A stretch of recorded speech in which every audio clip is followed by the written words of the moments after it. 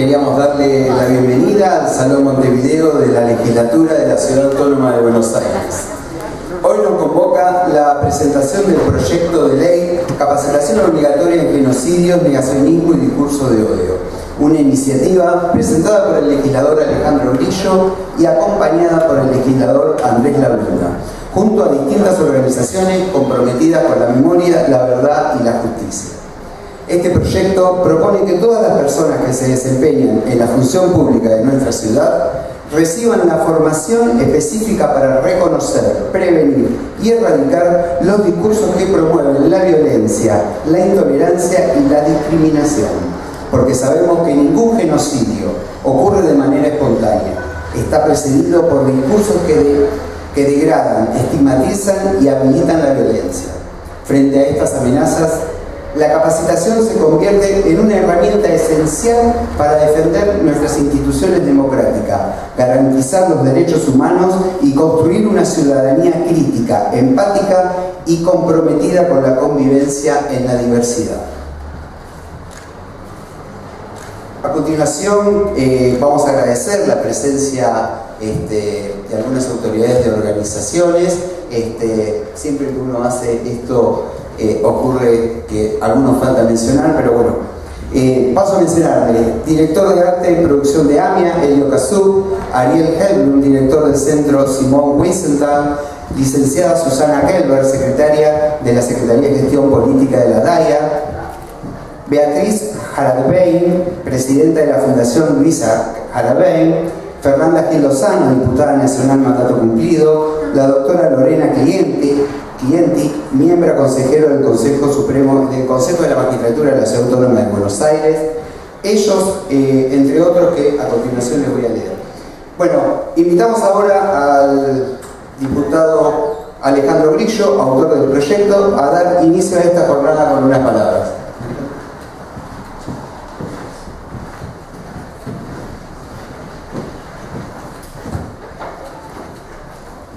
Gracias. Buenas tardes a todas y a todos. Gracias por estar. Creímos que era importante poner en común una idea en la que nosotros venimos trabajando, no solo en nuestro bloque, sino también con otros legisladores de otros bloques, también sensibilizados por un momento crítico que nosotros creemos que se está dando no solo en Argentina, sino también en el mundo, y en particular también en el lugar, en la jurisdicción que nos atañe, que es nuestra querida ciudad de Buenos Aires. Agradezco mucho la presencia de viejos y queridos amigos y amigas que también nos acompañan hoy. El respeto, la tolerancia, la sensibilidad, el bien común, la solidaridad. Está también presente mi amigo, el legislador Jorge Renta. Gracias por estar, Jorge. Gracias por venir. Les decía que el respeto, la tolerancia, la sensibilidad deben ser un imperativo ético de los funcionarios de los poderes públicos de la Ciudad de Buenos Aires. Y en ese sentido nosotros, quizás yendo contraculturalmente a un clima de época, nos pareció muy importante poder plantear esta iniciativa desde un punto de vista también participativo, por lo cual nos pareció fundamental poder ir trabajando con instituciones de la sociedad civil que tienen toda una historia y una trayectoria en estos temas. Así que la idea era charlar un poco, escucharlos y invitarlos a seguir de cerca el avance de esta idea nuestra en los distintos ámbitos que tiene la legislatura. Muchísimas gracias.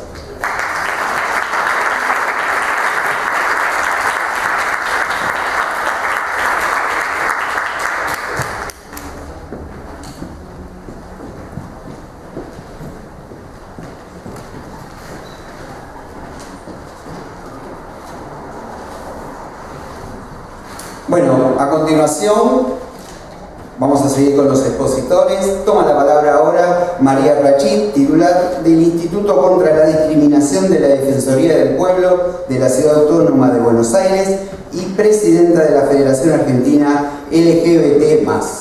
María. Muchas gracias. Muchísimas gracias por la invitación. Quiero comenzar agradeciendo la invitación a participar de este panel y a compañeros y compañeras y a las instituciones acá presentes, el Consejo Nacional Armenio, la Diáspora Mexicana de la Argentina, el Consejo Latinoamericano de Derechos Humanos, el Museo del Holocausto de Buenos Aires y a todas las organizaciones, legisladores, autoridades que nos están acompañando hoy en este momento. Esta articulación es un ejemplo de cómo distintas comunidades con historias y luchas diversas podemos unirnos frente a un desafío común: enfrentar los discursos de odio y el negacionismo. El encuentro de hoy tiene además un objetivo concreto y trascendente: presentar un proyecto de ley que establece la capacitación obligatoria en materia de discursos de odio, genocidio y negacionismo para todas las personas que se desempeñan en la función pública de la Ciudad de Buenos Aires. Creemos que el Estado no solo debe garantizar derechos, sino también formar a las personas que lo representan para que no reproduzcan de manera consciente o inconsciente prácticas y mensajes que ponen en riesgo la convivencia democrática.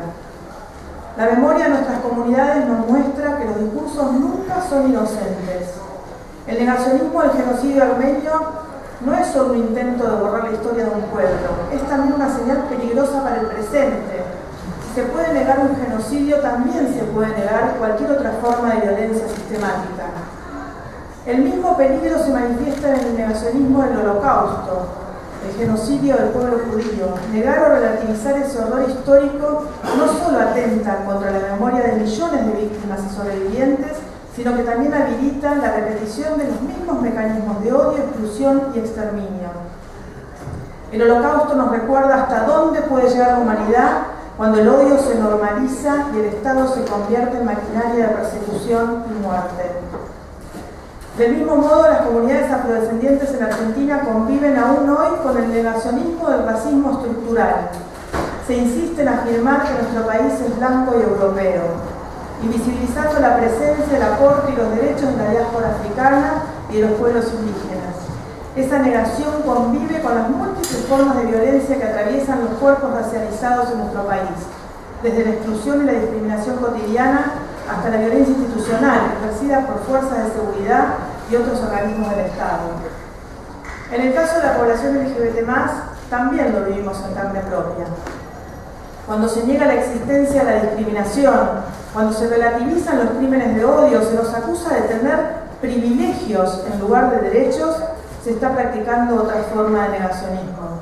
Y cuando ciertos discursos políticos y mediáticos instalan odio contra nuestras identidades, sabemos por experiencia histórica que ese odio en palabras se transforma en violencia concreta.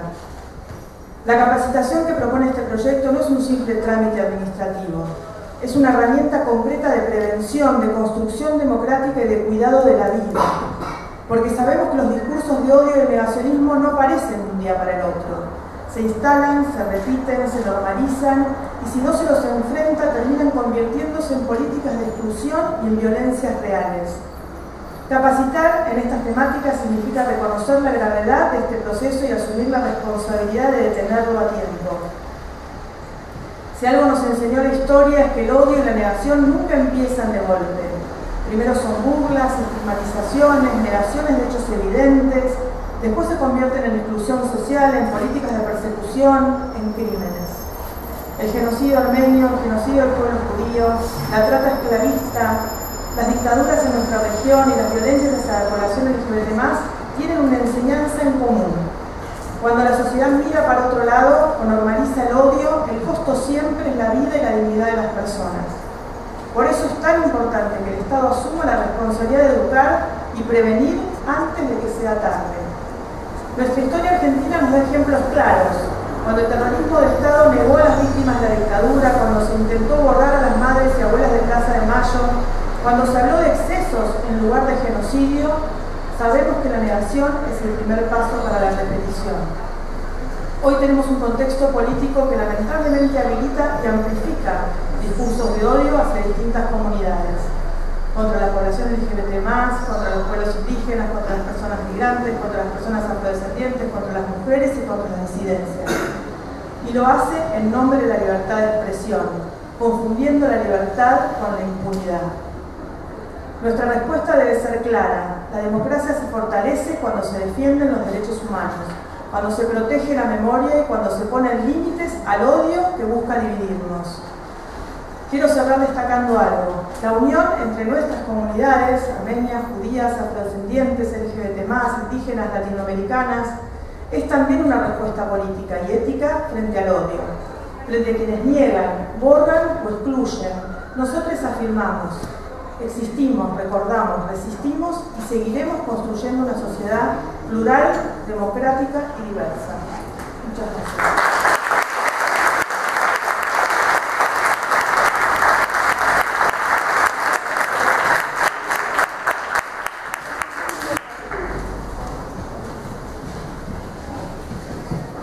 Gracias, María.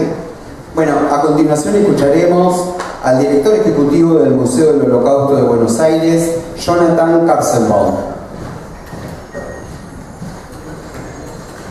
Hola, buenas tardes a todas las personas que están aquí acompañando. Agradecer la invitación al legislador Alejandro Grillo, a Andrés Lablunda, a Jorge Reta, que está por aquí acompañando, a quienes me acompañan en esta mesa, y especialmente a Alan Morafián, que nos dio este espacio desde el Museo del Holocausto de Buenos Aires para hacer un aporte y agregar a lo que María venía diciendo sobre lo que es este proyecto de ley, que para nosotros es fundamental en el sentido de poder alcanzar formalmente a los funcionarios públicos. A veces estos proyectos son buenos analizándolos por la negativa. ¿Qué pasa cuando los funcionarios públicos, en este caso de la ciudad de Buenos Aires, no saben lo que fue el Holocausto, o no saben lo que fue el genocidio armenio, o no saben la realidad de las comunidades LGBT+, o no saben sobre la realidad de los afrodescendientes, y no pueden accionar sobre lo que es un discurso de odio, ya sea en un episodio que les puede pasar en su despacho o en su tarea como funcionarios en la vida cotidiana? En ese sentido, este proyecto de ley viene a formalizar algo que desde el Museo del Holocausto de Buenos Aires y desde otras organizaciones, aquí está Ariel Herlund del Centro Simón Wiesenthal, Susana de la DAIA y otras organizaciones de la comunidad judía, de la comunidad armenia, de las organizaciones LGBT+, de los afrodescendientes. Venimos trabajando como podemos, donde podemos. En nuestro caso hemos tenido la suerte de firmar convenios con el Poder Judicial, con la Corte Suprema de Justicia, con cámaras federales, con organismos de fiscales y demás. Y en nuestro museo no solamente nos permitimos hablar del Holocausto, sabemos que, por ejemplo, la comunidad homosexual también fue perseguida por el nazismo y eso está en nuestro museo, lo mismo con la persecución de gitanos o con el exterminio de las personas con discapacidad. Son temáticas que no solamente tenemos que saber cada uno de los ciudadanos, y en ese sentido también somos auspiciantes de que esto se enseñe en las escuelas, pero en las escuelas estamos formando a los futuros ciudadanos, pero los funcionarios públicos tienen responsabilidades mucho mayores que los civiles. Tienen responsabilidades sobre la vida, la propiedad de las personas, sobre las realidades, sobre los trámites, sobre la burocracia cotidiana, sobre la legislación. Entonces tienen que ser personas que conozcan estas historias. El sobreviviente Jacques Fuchs, un amigo, pero también un gran maestro de lo que fue la Shoah, y seguramente muchos lo han leído en los artículos que solía publicar. Él había ido al Museo del Holocausto de Jerusalén, a Yad Vashem, a capacitarse junto con educadores que van todos los años a formarse sobre el Holocausto. Y el docente le preguntó: pero vos estuviste en Auschwitz, vos sos sobreviviente, ¿qué haces acá? Y él dice: yo sé lo que me pasó a mí, pero yo no sé lo que pasó en el Holocausto. Y en ese sentido podemos entender que los funcionarios pueden tener un conocimiento previo, pueden haber leído el diario de Ana Frank, pueden haber tenido un amigo homosexual que le contó su realidad, pueden haber sabido algo de los afrodescendientes porque un docente fue lo suficientemente creativo como para contar sobre esa realidad y visibilizarla, Pero la realidad es que si uno piensa que un funcionario público tiene o no tiene que tener este conocimiento, bueno, gracias a este proyecto de ley y ojalá sea aprobado, vamos a poder tener cada año funcionarios que hagan estos cursos, que se puedan capacitar. Y cuando nos llamó, nos reunimos con Arián, le dijimos desde el primer momento que el Museo del Holocausto de Buenos Aires está a disposición para este tipo de iniciativas. Y la historia del Holocausto es una historia que demuestra hasta qué punto los funcionarios tienen una función crucial. En el caso de la Shoah hubo abogados que definieron las leyes raciales, hubo ingenieros que pensaron los campos de exterminio y las cámaras de gas, hubo también doctores, por ejemplo en la conferencia de Banzer el 20 de enero del 42, más de la mitad de los que coordinaron el exterminio de los judíos en el Holocausto tenían doctorados universitarios, con lo cual no alcanza con la formación tradicional, académica o con haber tenido un título. Uno puede utilizar todo ese conocimiento para destruir vidas, para segregar, para discriminar, y en ese sentido es muy bienvenido que los funcionarios de hoy y del mañana puedan tener conocimientos que consideramos comunes y básicos para poder lidiar con sociedades cada vez más complejas, con realidades cada vez más complejas, con una discriminación que no se termina en la calle cuando alguien le grita a otro una cosa, sino que en el mundo de las redes sociales esto se magnifica, se amplifica, y en ese sentido queremos decir que desde el Museo del Holocausto de Buenos Aires apoyamos y acompañamos esta iniciativa, y ojalá sea replicada a nivel nacional y sea replicada por otros distritos de nuestro país, porque, insisto, tener funcionarios capacitados en estas temáticas es mucho mejor que no tenerlos. Construye una sociedad mejor, construye derechos para todas las personas y sobre todo tiende a proteger la memoria colectiva, las memorias colectivas y también los derechos de los más vulnerables. Así que muchas gracias. Gracias, Jonathan. Ahora invitamos al doctor Pablo Perel. Él es subsecretario de la Suprema Corte de la Provincia de Buenos Aires y director ejecutivo del Consorcio Latinoamericano de Derechos Humanos. Pablo. Muchas gracias, Daniel. Me sumo, por supuesto, a los agradecimientos que expresaron tanto María como Jonathan. Creo que sin duda se trata de una mesa colaborativa en donde cada uno de nosotros y nosotras vamos a agregar en el mismo sentido discursivo herramientas para la profundización de la práctica. Y en ese contexto, cuando a través de la profesora Graciela Ferraz, autoridad de la Facultad de Ciencias Sociales de la UBA, aquí presente, me enteré de la iniciativa parlamentaria que surgió del despacho del diputado Alejandro Grillo, definitivamente creí que era una cuestión indispensable participar y aportar algunas ideas para la construcción colectiva. No solo lo creí a título personal, sino que inmediatamente lo puse en consideración en el Consorcio Latinoamericano de Derechos Humanos, que es un espacio integrado por 17 universidades públicas, nacionales o federales, según la denominación de cada uno de los países de nuestra América. Y en cuestión de 1 o 2 horas tuvimos la adhesión plena del colectivo para formar parte de este proyecto, para poder aportar también desde el debate y desde la mirada del derecho comparado insumos que, tal como decía Jonathan, puedan permitir que este proyecto de ley no quede circunscrito a la Ciudad Autónoma de Buenos Aires, sino que se extienda a otras jurisdicciones, tanto a nivel nacional como incluso con una perspectiva de continente. Esa audacia que tuvo el legislador Alejandro Grillo, acompañado por el equipo interdisciplinario de su despacho, hace que hoy, en tiempos saciados, nos pongamos a pensar cuáles son las herramientas para que los 3 poderes del Estado se comprometan definitivamente con un enfoque de derechos humanos.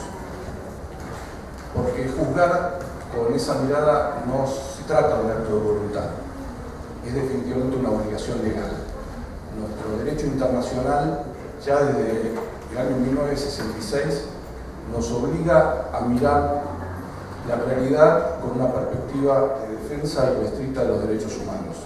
No hay retroceso posible, no hay marcha atrás, no hay posibilidad de negacionismo ni de regresividad, por lo menos en términos normativos, más allá de los contextos políticos, de las cuestiones del discurso de odio instalado incluso a veces a nivel de las más altas esferas.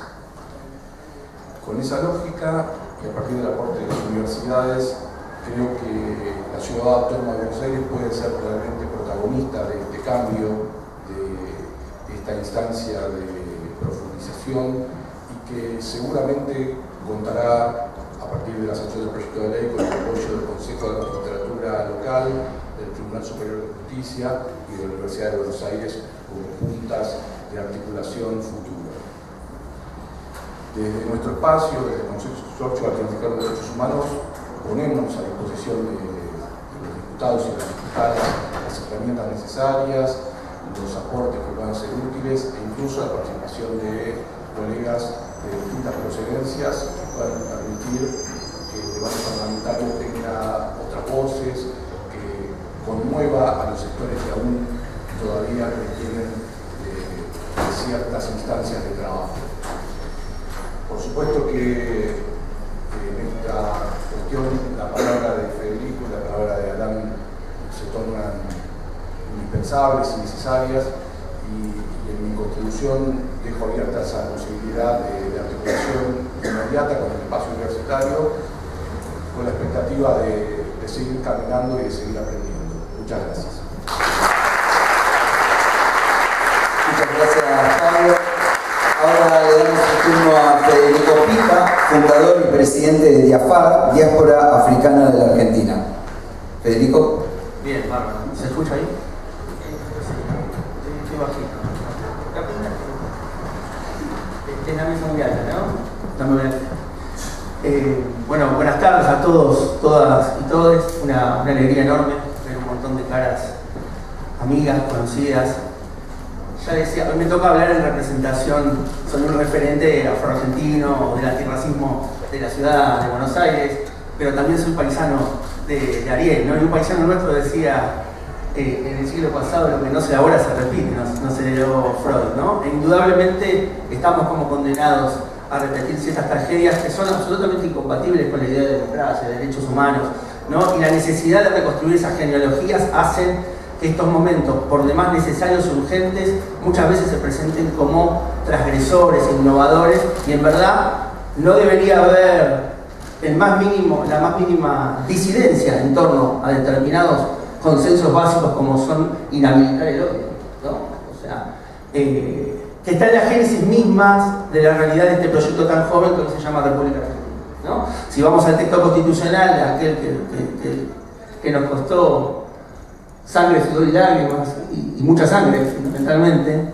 que tiene sus cimientos profundos en el genocidio originario y el tráfico transatlántico de personas, o la esclavitud, para decirlo así, al antiguo, de millones de personas, y indudablemente no jerarquizar esas muertes, que lo que está de fondo es el proyecto mismo de la idea del humano, nos llevó a la posibilidad que en algún momento del siglo XX impactase un horror impensado como fue el de la Shoah, ¿no? El hecho del avance tecnológico de la muerte llegó a producir en el territorio europeo fábricas de muerte, ¿no? Que tenían como el único objetivo procesar personas para que al final del día sean nada más que ceniza. Y cuando mirábamos eso, que tenía como un antecedente inmediato, obviamente, el genocidio armenio, y después impacta en nuestra latitud más inmediata lo que es la dictadura genocida de la década del 60. Pero no hay ninguna novedad en ese derrotero de la violencia que, insisto, que es constitutivo de nuestro proyecto. La Constitución del 53, de 1853, reformada en el 49 por el peronismo, y con su reforma a finales del siglo XX, en el 94, mantiene intacto el artículo 25 de la Constitución, aún vigente, que plantea que el gobierno federal fomentará la inmigración europea. Y es un artículo racista de la Constitución. que se lo pasaron por el culo, perdón por el tecnicismo, pero entiendo que hay profesionales y lo van a entender, en donde está claro que la dirigencia, por acción o omisión, por un racismo manifiesto o por una subestimación del fenómeno del racismo, entienden que eso es algo que puede seguir existiendo. Entonces, si hay un artículo de la Constitución que es letra muerta, a nadie puede sorprender que la máxima investidura del país algún día uno diga circunstancialmente y quede como un idiota diciendo que todos los argentinos bajamos los barcos, y hay otro yo presidente que arriba una camioneta de forma desaforada, su comitiva vaya gritándole negro de mierda a la gente abajo. Ese es el país en el que vivimos, pero no empezó la semana pasada, está en la Constitución Nacional. Entonces, esta iniciativa, celebrarla en el Consejo Armenio, indudablemente, la figura de Aram, Agustín y varios compañeros y compañeras, el legislador, que indudablemente implica un gesto de coraje. Debería ser un gesto, un trámite burocrático tener que plantear esto. Pero claro, coincido, esto, lejos del espíritu punitivo y obligatorio, es incompatible con la idea de democracia que esto no se discuta. Porque lo que se discute en el fondo es la posibilidad que el insulto por antonomasia en la Argentina, que es negro de mierda, independientemente del color de piel de la persona. Porque negro de mierda lo que quiere decir que de la vereda de frente tenés algo que no es un humano. Por eso muchas veces termina la bala pegándole en los mismos cuerpos. Tan racista como plantear de que los judíos éramos una raza impura que amenazaba la pureza aria de la Alemania soñada de los nazis. Pero eso está tan lejos y tan cerca en el tiempo, en la geografía y en nuestra realidad. Enhorabuena este proyecto, obviamente contagiar y adherir con toda la potencia que este proyecto merece, porque indudablemente lo que discute son los cimientos mismos de una democracia que cruje. Los legisladores, los diputados del ámbito de la Ciudad de Buenos Aires vienen a una elección donde prácticamente no importa cómo se distribuyó los votos en los partidos, la gente no fue a votar. Los sectores populares empiezan a decir que en términos del alfonsinismo, la democracia ni jura, ni da de comer, ni da un carajo, y pasaron 40 y tantos de años, y hay varias responsabilidades. Pero lo que está en el fondo, la génesis de este odio, que no nace de un cielo diáfano, sino que forma la práctica cotidiana del ejercicio de la política, que se expresa en cuestiones cotidianas, como que si uno mira la postal de quiénes son los candidatos y candidatas, parecen importados. No, a mí me decían antes, no, pero ahora está el Pitu Salvatierra en el puesto 72 de la lista y entró. Yo que tengo que decir gracias. Si yo salgo por la vereda y yo camino con los ojos abiertos, no sé cómo lo hace el resto, la mayoría se parece a mí. Por ahí en algún lugar de la ciudad o en algún espacio que comparte las 3 P's del poder, privilegio y prestigio, se parezca más a mi mamá, ¿no? Que es la que muchas veces me acuso que la invisibilizo, pero no lo hago, la tengo y no tengo ningún problema con ella. Pero digo, en voz de lo que son efectivamente las mayorías, digo, si los argentinos somos latinoamericanos, somos tan latinoamericanos como, le gusta decir, la blanquitud inventó términos como brocho, cabecitas negras, trigueños, no sé, un montón de formas para no decir negros. Y negros en el sentido más amplio de la palabra. Está claro quiénes somos y las mayorías, independientemente de que hay una parte del pueblo que abraza la autopercepción de la negritud, que se siente parte de esa negritud, indudablemente el correlato entre el aspecto de la gente y su realidad socioeconómico, cultural, política, el acceso a derechos, está claro que está anclado en esta idea de descender de afrodescendientes originarios, y que no tiene que ver con una cuestión de esencialismo, no tiene que ver con eso, sino la capacidad de reconstrucción de agencia histórica. Viene el ejemplo que planteaban de la Shoah, que yo me formé como en mi infancia en instituciones judías, el ejercicio de la memoria es clave, ¿no? Y en verdad no tiene que ver con un identitarismo, el ejercicio de la memoria es el anclaje histórico de la agencia histórica, ¿no? Entonces el hecho de saber ser parte del pueblo judío implica que saber dónde estás parado en la historia, y saber que sos negro, saber que existen las pirámides.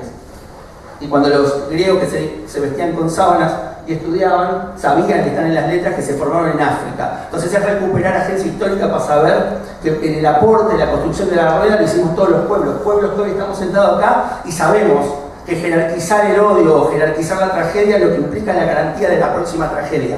Entonces tenemos que caminar juntos. Estamos en un país donde el gobierno cerró el INADI, y acá están grandes protagonistas, hombres y mujeres que condujeron el INADI, más o menos al gusto de cada uno, cada una, pero lo que había era un consenso de que lo necesitábamos.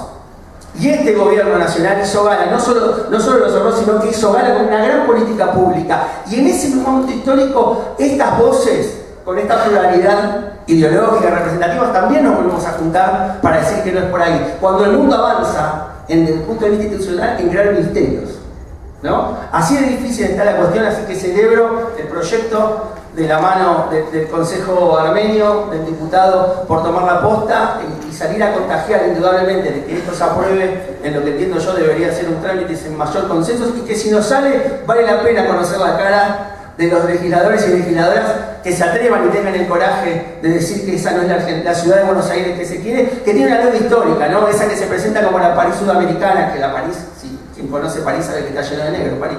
Pero lo dicen porque se imaginan que son todo blanco. La idea es romper con eso, porque eso es un pasado de vergüenza, indudablemente, al que no queremos volver, ¿no? Pero que sigue siendo un presente concreto, porque la hora de una bala elegir un cuerpo siempre elige los mismos cuerpos, ¿no? Entonces saludar a la memoria de Lucas González, asesinado por la Policía Metropolitana, e invitarnos a que juntos, juntas y juntos construyamos la ciudad antirracista que nos merecemos, e indudablemente desbordar, y que esto sea un proyecto de país que indudablemente nos incluya a todos, todas y todas de una vez para siempre. Gracias.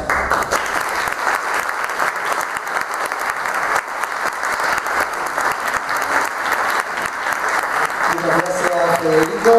Continuamos para estar cerrando este encuentro. Escucharemos las palabras del director del Consejo Nacional Armenio de Sudamérica, Aram Mouratian. Gracias, Dani, siempre cuesta, no te preocupes. ¿Me escuchan bien ahí? Perfecto. Bueno, lamento muchísimo ser el último en hablar, es muy difícil estar a la altura de... Me precedieron, pero voy a tratar de aportar algo que a la hora de pensar este proyecto, de plantearlo y de trabajarlo con Ale, que tuvo la enorme generosidad de llevarlo adelante y de permitirnos estar hoy acá, dando un puntapié inicial de lo que pensamos que es una discusión que tiene que por lo menos empezar a aparecer. Cuando hablamos, no sé, no es este flyer, pero cuando titulamos la ley, escribimos genocidios, negacionismos y discursos de odio al final. Poco tiempo después de haberla presentado, publicado, descubrí que el orden estaba mal. Los discursos de odio preceden al genocidio y al negacionismo. Nosotros venimos de una experiencia, y siempre fue a la hora de hablar del genocidio armenio, la idea de presentar la idea de que como comunidad traíamos una experiencia histórica que valía la pena compartir, que valía la pena, sobre la cual valía la pena poner la lupa, porque entendíamos que había mecanismos que se repetían en la Shoah, que se repetían durante el terrorismo de Estado en nuestro país. Y nos ocurrió algo que fue muy paradójico, que es esa experiencia que habíamos vivido hace 110 años, la vimos repetida a su año y medio, ¿sí? Frente al silencio del mundo y en absoluta soledad. Combinado además con la aparición de las mismas dinámicas que dieron posibilidad a ese episodio genocida en 2023 en Artsakh, en nuestro país. ¿A qué me refiero con esto? A el señalamiento de colectivos y de grupos externos o internos como enemigos, como el problema, como la razón central de los problemas de una sociedad, de un país, de un colectivo, deshumanizando,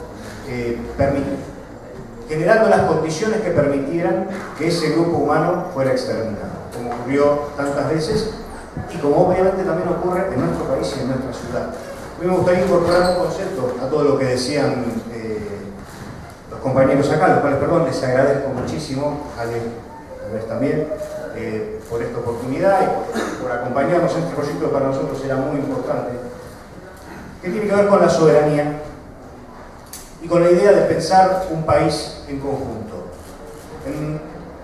Durante los últimos años, y particularmente los últimos dos, hemos visto cómo volvieron a aparecer y volvieron a tomar fuerza y valor ciertos discursos en los que parece que hay un otro que no puede ser parte del proyecto colectivo que es la nación, el país, el espacio colectivo que habitamos todos y en el que queremos crecer y desarrollarnos todos. Nosotros, como argentinos, hemos encontrado consensos, hemos encontrado marcos y acuerdos sobre cómo pensar ese futuro, sobre cómo pensar esa realidad. Me parece que esto, además de conectar con el pasado y con experiencias trágicas que terminaron en exterminios, en genocidios, en esclavitud, en matanzas, lo que nos tiene que permitir es pensar en conjunto con qué reglas y con qué límites vamos a construir esa sociedad y vamos a dar el debate político y vamos a dar los debates que nuestra sociedad necesita darse. El conflicto existe, va a existir, y lo que tenemos que empezar a construir es el marco y las normas que nos van a permitir pensar un proyecto a futuro que nos incluya a todos y que además nos permita dirimir esas diferencias. Esto me parece muy elemental, que debería ser natural en cualquier práctica política o a la hora de pensar cualquier tipo de colectivo humano. No está ocurriendo. Y no está ocurriendo por varios motivos. Cuando empezamos a pensar este proyecto, había brotes de antisemitismo en redes sociales, hacía muy poquitito un crimen en Barracas con 4 mujeres que habían sido prendidas a fuego al grito de lesbianas de mierda se van a morir. La comunidad armenia venía reclamando por un genocidio en pleno siglo XXI. Bueno, y la violencia institucional sobre la gente negra y pobre es permanente acá y en prácticamente cualquier rincón del país.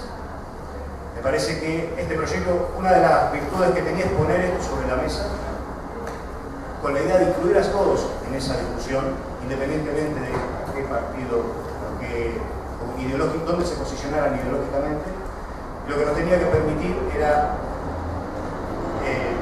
como decía Fede recién, compartir el diagnóstico, entender que acá hay un problema, que no se puede pensar ni proyectar la soberanía de un proyecto común de todos si no tenemos algunas reglas claras, algunos límites claros a lo que se puede, lo que se debe, y a la idea de que el otro existe con virtudes, defectos, diferencias, y que tiene que haber mecanismos para poder resolver esas cosas. Nuevamente, les agradezco muchísimo a todos por haber venido, a todos los presentes. Este es un primer paso, queda todavía trabajarlo en las comisiones, presentarlo, que se vote. Invito a los legisladores que nos pueden acompañar hoy a que lo hagan. Nuevamente agradecerle a Ale por su inmensa generosidad, a Andrés y a todos ustedes. Muchísimas gracias. Gracias. Antes de terminar, le pedimos que se acerque aquí a la tribuna para darnos unas palabras al legislador Andrés Labruna.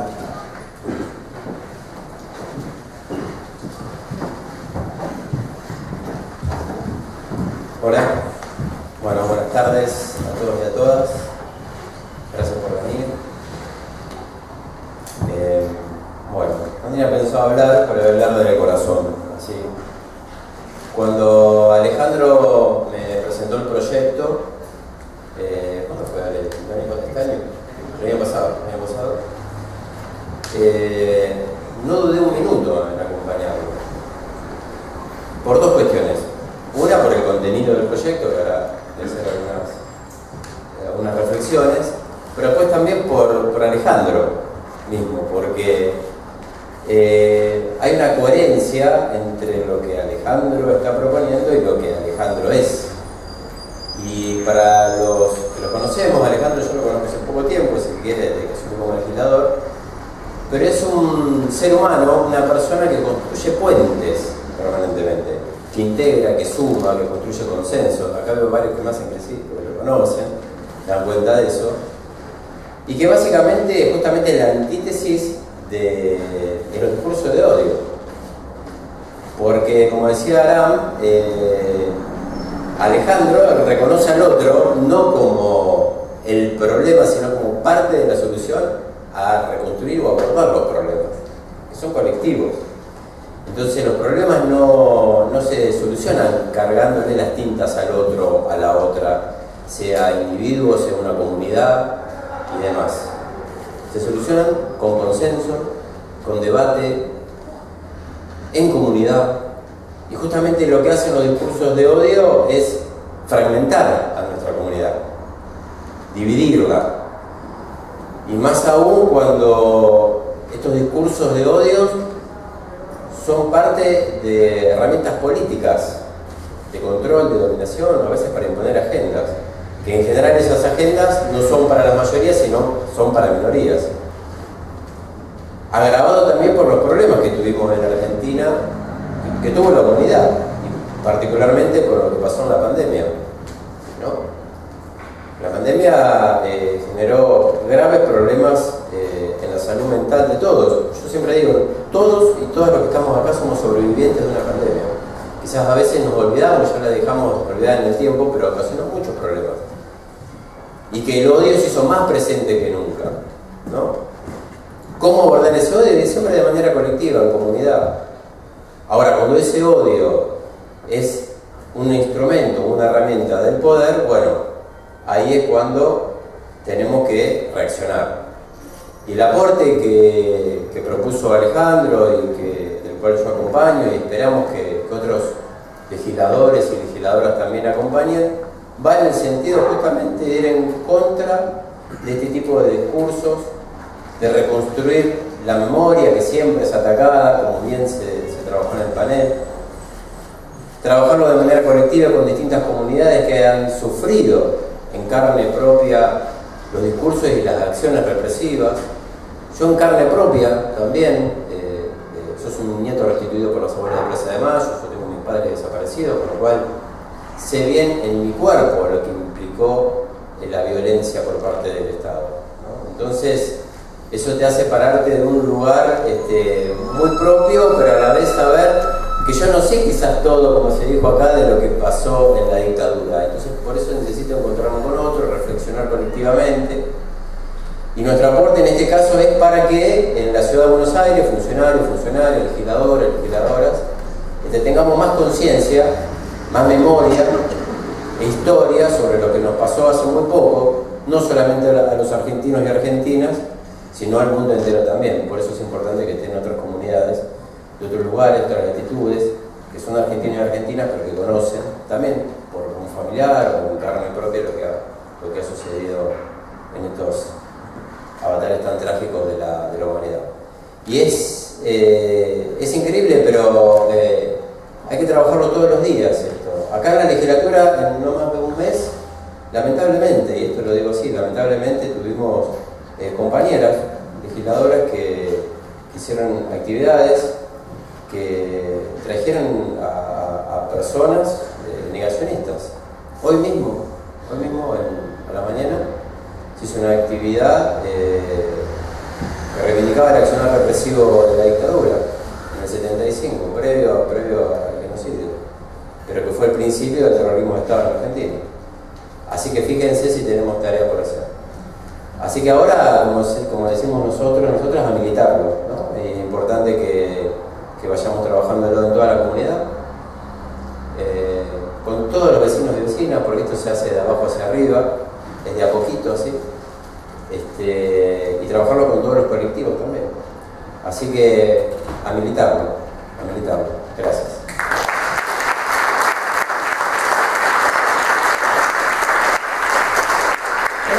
De este modo damos por finalizado este acto. Agradecemos a los empleados y las empleadas de la casa siempre por brindar su atención. Agradecemos profundamente la presencia y acompañamiento en esta presentación a todos quienes expusieron acá. Gracias, señoras y señores. Esto fue todo. Muchas gracias.